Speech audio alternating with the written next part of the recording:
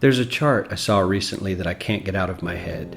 A Harvard business professor and economist asked more than 5,000 Americans how they thought wealth was distributed in the United States.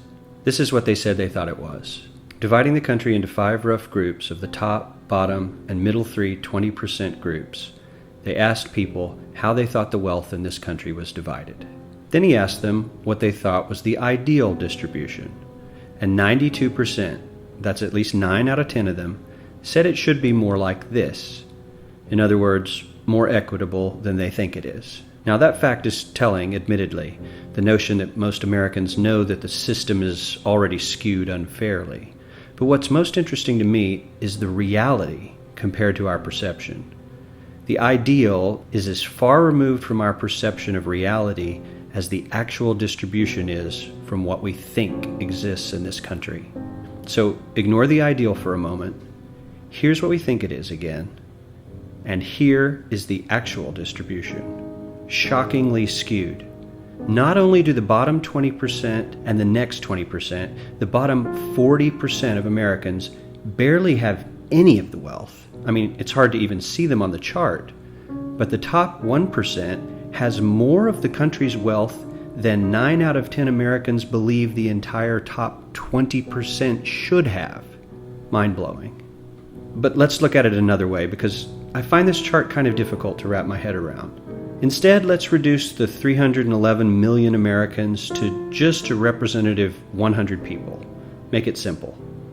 Here they are: teachers, coaches, firefighters, construction workers, engineers, doctors, lawyers, some investment bankers, a CEO, maybe a celebrity or two. Now let's line them up according to their wealth. Poorest people on the left, wealthiest on the right, just a steady row of folks based on their net worth. We'll color code them like we did before based on which 20% quintile they fall into. Now let's reduce the total wealth of the United States, which was roughly $54 trillion in 2009, to this symbolic pile of cash. And let's distribute it among our 100 Americans. Well, here's socialism, all the wealth of the country distributed equally.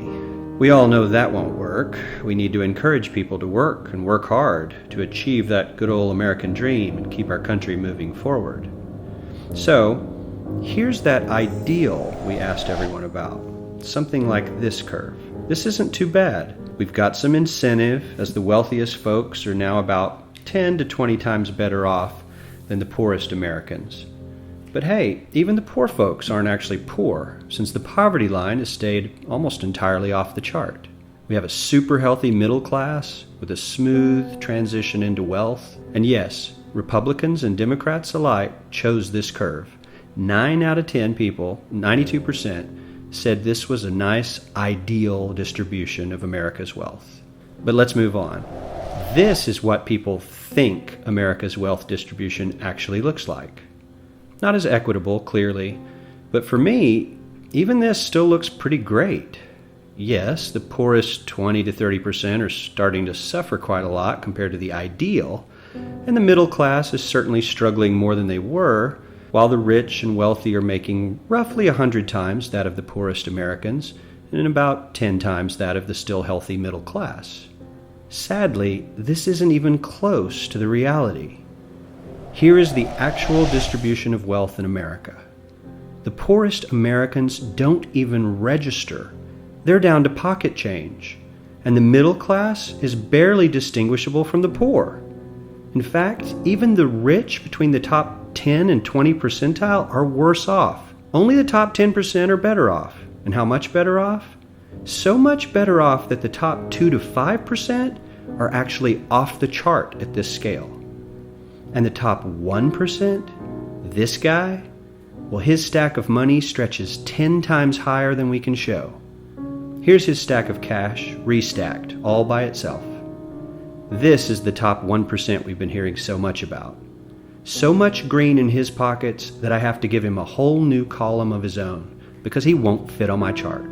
1% of America has 40% of all the nation's wealth. The bottom 80%, 8 out of every 10 people, or 80 out of these 100, only has 7% between them. And this has only gotten worse in the last 20 to 30 years. While the richest 1% take home almost a quarter of the national income today, in 1976 they took home only 9%, meaning their share of income has nearly tripled in the last 30 years. The top 1% own half the country's stocks, bonds, and mutual funds.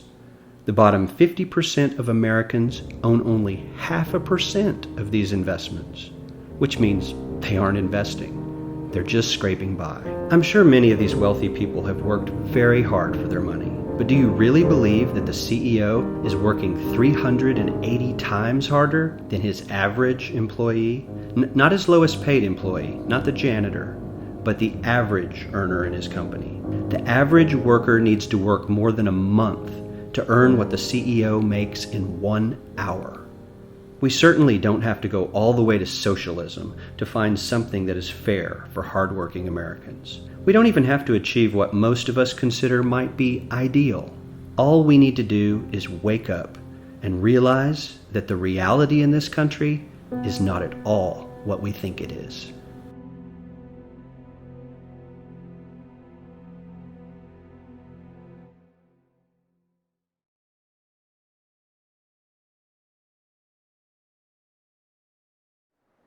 From VOA Learning English, this is the Economics Report in Special English.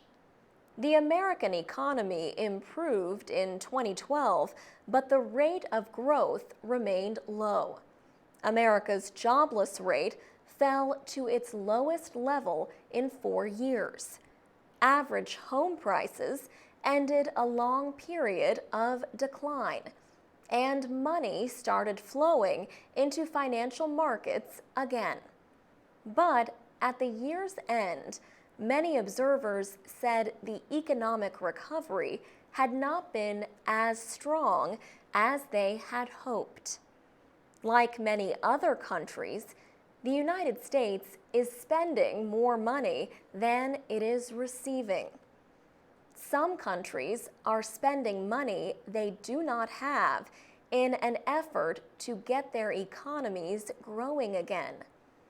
Yet many experts say spending money you don't have, or deficit spending, has caused global financial problems with debt, especially in Europe.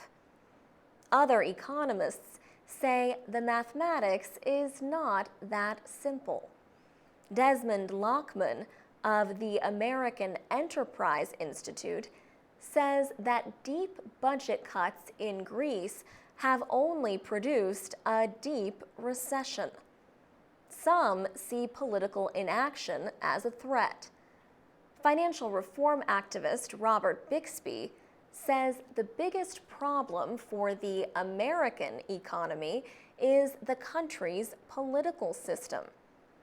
He says political dysfunction is a bigger threat than economic problems. Federal Reserve Chairman Ben Bernanke says the country does not have to be this way. Recently, he has urged lawmakers to provide leadership.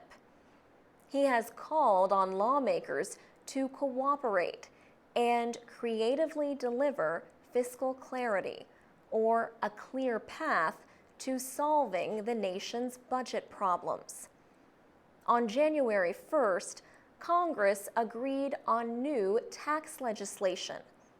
The measures took the place of larger tax increases and budget cuts that were to take effect automatically at the beginning of this year.